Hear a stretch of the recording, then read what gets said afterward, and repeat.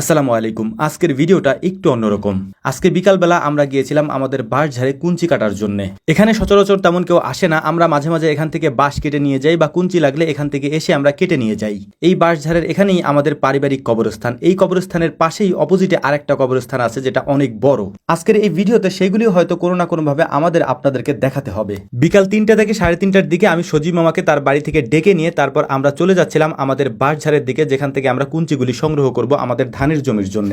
আমি আগেই বলেছি সচরাচর এই বাগানে বা এই বাঁশঝাড়ের কাছে কেউ আসে না, যদি কোনো প্রয়োজন থাকে সেক্ষেত্রেই আসা হয়, কারণ এখানে যাদের বাঁশঝাড়গুলি আছে তারাই এখানে আসে। আর এখানে আমাদের বাঁশঝাড় আছে এবং পাশে আরো অন্য লোকেরও বাঁশঝাড় আছে, তারা কাজ থাকলে এখানে আসে, তবে বেশিরভাগ সময়ই আমাদেরই এখানে সব থেকে বেশি আসা হয়। প্রথমেই বলেছি এখানে দুইটা কবরস্থান আছে, একটা কবরস্থান আমাদের পারিবারিক কবরস্থান, আরেকটা কবরস্থান সকলের জন্য তৈরি করা হয়েছে। এটা আমাদের কবরস্থানের একেবারে পাশেই, তবে ওই কবরস্থানটা আমাদের থেকে অনেক বড়। কুঞ্চিগুলি আমরা কেটে নিচ্ছিলাম কেন সেটাও হয়তো ভিডিও শেষের দিকে আমরা ইনশাল্লাহ আপনাদেরকে দেখাবো। তো এখানে আমরা ওই কুঞ্চিগুলি কাটার পাশাপাশি আমরা ভেতরে চলে গিয়েছিলাম এটা দেখার জন্য যে এখানে পুরাতন কয়েকটা কবর রয়েছে। সচরাচর আমাদের কবরস্থানের পাশে যে কবরস্থানটা রয়েছে বড় এবং পুরাতন, সেই কবরস্থানে তেমন কেউ আসে না প্রয়োজন ছাড়া, যে যদিও এই কবরস্থানের মধ্যে কারো তেমন একটা প্রয়োজন থাকেও না, তবে আমার এখানে প্রায় আসা হয় এবং আমি এই কবরগুলিকে দেখি। এই কবরগুলি আমি অনেক আগে থেকে দেখেছি এবং এই কবরগুলির মধ্যে যাদের নাম লেখা রয়েছে তারা অনেকেই আমাদের এই গ্রামেরই মানুষ, কারণ এখানে আমাদের গ্রামের নাম লেখা রয়েছে। এর পাশাপাশি যেসব পদবিগুলি দেওয়া আছে এগুলি আমাদের বাড়ির আশেপাশের পদবিগুলি দেওয়া রয়েছে। এখন যে কবরের নাম ফলক আমি পরিষ্কার করছিলাম, এই কবরটা আজ থেকে প্রায় 100 বছর আগের একটা কবর। এই কবরে যাকে শায়িত করা হয়েছে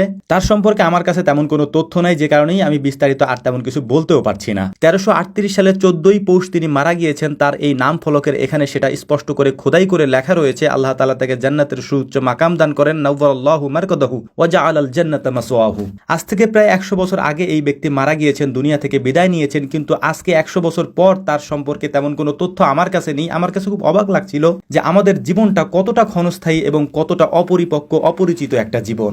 এত নাম যশ খ্যাতি কোনো কিছুই থাকবে না আজকে যদি আমি মারা যাই, কালকে আমাকে কেউই চিনবে না, পরশু হয়তো আস্তে আস্তে করে মানুষ ভুলতে শুরু করবে। এখানে যারা মারা গিয়েছেন তাদের নাম ফলক থাকার কারণে আজকে 100 বছর পরেও হয়তো আমাদের এই প্রজন্ম তাদেরকে খুঁজে বের করেছে তারা কে বা তারা কারা কবে মারা গিয়েছে। যদি এটা না করা হতো তাহলে হয়তো মাটির সাথে ওই কবরগুলি মিশে যেত, আমরা হয়তো খবরও পেতাম না, আমরা জানতামও না যে এখানে কারো কবর ছিল কিনা। তো যাই হোক, এখানে আমরা কেন গিয়েছিলাম সেটা ভিডিওর শুরুতেই বলেছি। আমরা কুঞ্চি আনার জন্য গিয়েছিলাম। এই কুঞ্চিগুলি আমরা আমাদের ধানের জমিগুলির মধ্যে দিয়ে তারপর এই জায়গাগুলির মধ্যে পলিথিন দিয়ে দিচ্ছিলাম। এটার দুইটা কারণ। একটা কারণ হচ্ছে এই কুঞ্চিগুলির উপরে পাখিগুলি বসে তারপর এখানে যে পোকাগুলি আছে ধানের মধ্যে ওই পোকাগুলিকে ওরা খাবে, ওদের বসার জন্যই মূলত এটা আমরা করেছি। এর পাশাপাশি পলিথিনটা দেওয়ার কারণ হচ্ছে বাতাসে যখন পলিথিন ওড়ে তখন এর আশেপাশ থেকে ইঁদুরগুলি সরে যায়, ধানের মধ্যে ইঁদুর আসে না এবং ইঁদুরে ধান কাটে না। সন্ধ্যা হয়ে যাওয়ার কারণে আমরা সবগুলি জমিতে এটা দিতে পারিনি, তবে প্রায় জমিতে আমরা দিয়েছি অল্প অল্প করে। আগামীকালকে ইনশাআল্লাহ পরিপূর্ণভাবে এই জমিগুলির মধ্যে আমরা কুঞ্চি গেড়ে দিয়ে তারপর এই পলিথিনগুলি বেঁধে দেবো ইনশাআল্লাহ। ভিডিও শেষে আপনাদের কাছে একটা অনুরোধ থাকবে, আপনাদের যাদেরই প্রিয়জন মারা গিয়েছে, আত্মীয় স্বজন মারা গিয়েছে, অনুগ্রহপূর্বক তাদের কবরের কাছে যান, তাদের জন্য একটু দোয়া করেন, তাদের জন্য আল্লাহ তাআলার কাছে ক্ষমা প্রার্থনা করেন, এটা আপনাদের কাছে তারা চায়।